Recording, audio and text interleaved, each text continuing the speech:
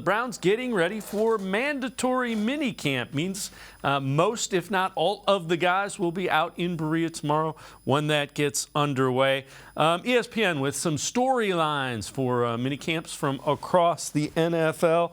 And for the Browns, a storyline to watch, quarterback Deshaun Watson's sharpness. Watson has now had the entire offseason to settle into Kevin Stefanski's offensive scheme, build some chemistry with teammates. How that translates this fall will ultimately determine Cleveland's fate in 2023.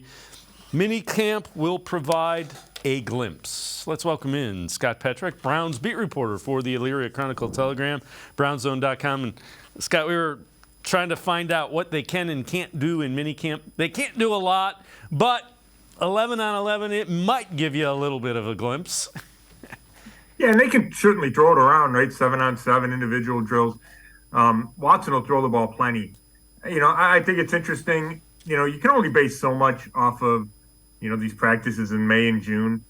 Not that they're not important. I just wouldn't read too much into it, depending on how Deshaun Watson performs in training camp and preseason, then you get a better gauge for week one.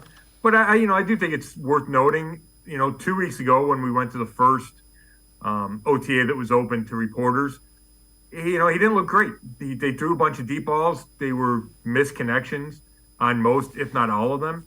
Then last week, they hit on a couple. He hit Marquise Goodwin on a couple deep balls, made a nice red zone throw to Elijah Moore. So I think the Browns took that as a sign of progress. And, you just hope, if you're the Browns, that that chemistry with the receivers, between Watson and the receivers, continues to build, continues to grow throughout this whole ramp up to week one.